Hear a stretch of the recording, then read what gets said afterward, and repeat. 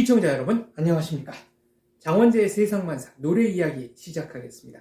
노래 한 곡에 얽힌 사연과 뒷얘기를 알아보는 시간인데요. 오늘 들려드릴 사연은 이원수 작사, 홍난파 작곡의 동요 고향의 봄입니다. 나의 살던 고향은 꽃 피는 산골. 고향의 봄과 듬북 논에서 울고의 오빠 생각. 두 곡 다 국민 애창곡이죠. 오빠 생각은 최순애가 작사한 노래입니다. 두 분이 소녀 시절에 만든 가사죠. 마산과 수원에 살던 소년과 소녀는 10대 때부터 편지를 교환하다가 나중에 부부의 연을 맺었습니다. 월간조선의 김태환 기자는 이원수 최순애는 아동문학을 떠나 한국문학사에서 잊을 수 없는 인물이다. 잊어선 안 되는 인물이다. 고향의 봄과 오빠 생각은 가시밭길 같았던 식민지 한국인의 어린이의 착한 노랫말이 담겨있다. 이 동요를 부르면 무슨 마력처럼 누구나 선한 마음을 갖게 된다. 아동을 천사로 바라보는 천사주의 문학이 아동문학이라면 고향의 봄과 오빠 생각은 한국인에게 천사의 노래와 다름없다라고 했습니다. 전적으로 동의합니다. 이원수 선생님과 최순애 여사 두 분의 만남도 다분히 동화적인 요소가 있습니다. 소파 방종환 선생님이 1923년에 창간한 어린이라는 잡지가 있었습니다. 마산에 살던 문학소년 이원수는 15살 때 고향의 봄을 투고하죠. 이 작품은 1926년 4월호에 실립니다. 그로부터 6개월 전인 1925년 11월에는 수원에 살던 소녀 최순애의 오빠 생각이 실리죠. 이원수 소녀는 오빠 생각이라는 동시가 참 마음에 들었습니다. 그래서 같은 잡지에 글이 실렸다는 핑계로 최순애 소녀에게 편지를 보냅니다. 이내 답장이 왔다고 하네요.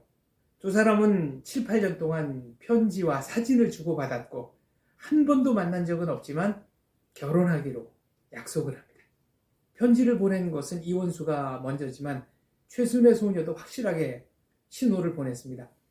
당시에 오빠 생각이 발표되고 나서 전국 각지로부터 팬레터가 쇄도했는데 이 중에서도 특히 이원수 소년의 글이 최순애 소녀의 마음에 꼭 들었던 모양입니다. 1935년 어느 날 이원수 청년은 마음속에 그리며 하루도 잊지 않던 최순애 소녀를 만나기 위해 수원으로 가는 기차표를 끊습니다. 최순애 처녀도 쇼를 두르고 옷깃에 꽃을 꽂아서 표시를 했다고 하네요. 그렇지만 이 설레이는 첫 만남은 이루어지지 않았습니다.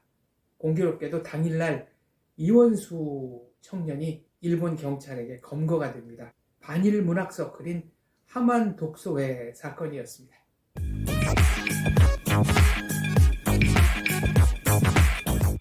이원수가 사상범으로 체포되었다는 소식에 최순애 집안은 발칵 뒤집혔습니다.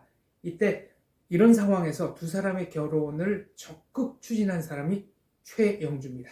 최순애의 오빠죠. 바로 오빠 생각에 나오는 주인공, 그분 맞습니다.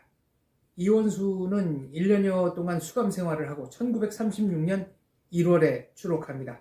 우여곡절을 거쳐서 두 사람은 1936년 6월에 결혼하고 마산 산호동에서 신혼살림을 시작하죠. 슬하에 3남 3녀를 두셨습니다. 1979년 서울 태창문화사에서 나온 처음 만난 그대로 아내를 테마로 한 37인의 수상이라는 수필집이 있습니다. 월탄 박종화 선생님의 글도 실려 있고요. 이원수 시인의 수필도 실려 있습니다. 내 아내가 아니더라도 사랑했을 아내에게 라는 제목입니다.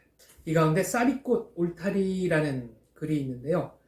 아내에 대한 고마움과 함께 6.25 동란 중에 잃어버린 세 아이에 대한 그리움을 담은 절절한 수필입니다. 두 분이 서울에서 사셨던 것은 관악산 언저리 미당 서정주 선생님 댁과 이웃해 있었다고 하는데요.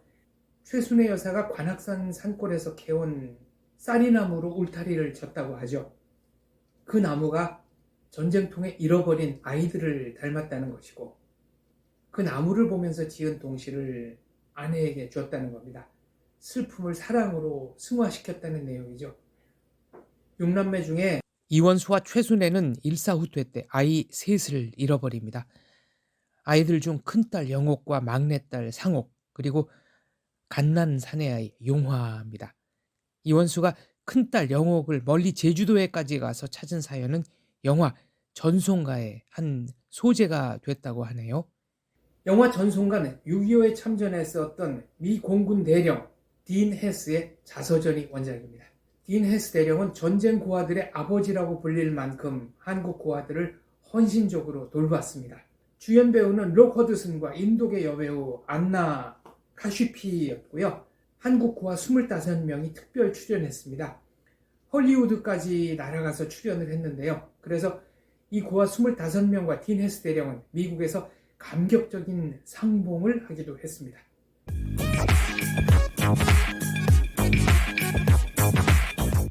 이원수는 아이 셋을 잃은 비극을 소설 꼬마 오기에 담았습니다. 모두 7편으로 이루어진 연작 소설인데요.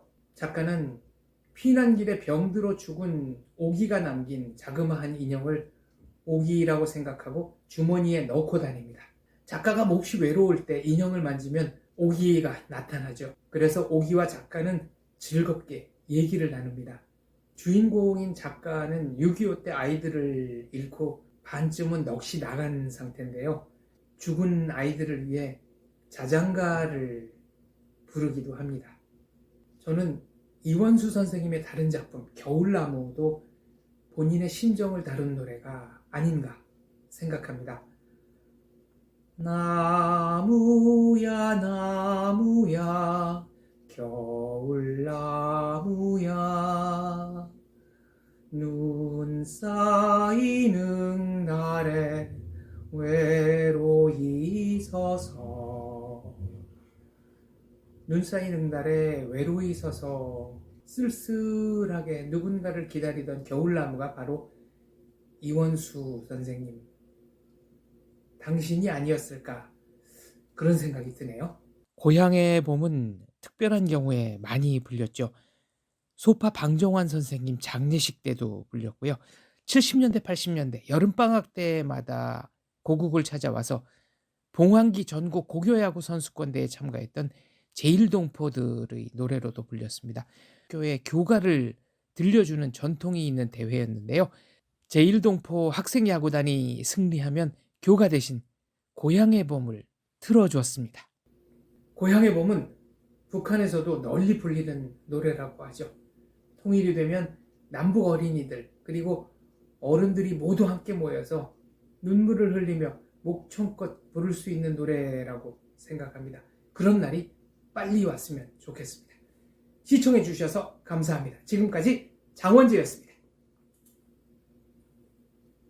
나의 살던 고향은 꽃 피는 산골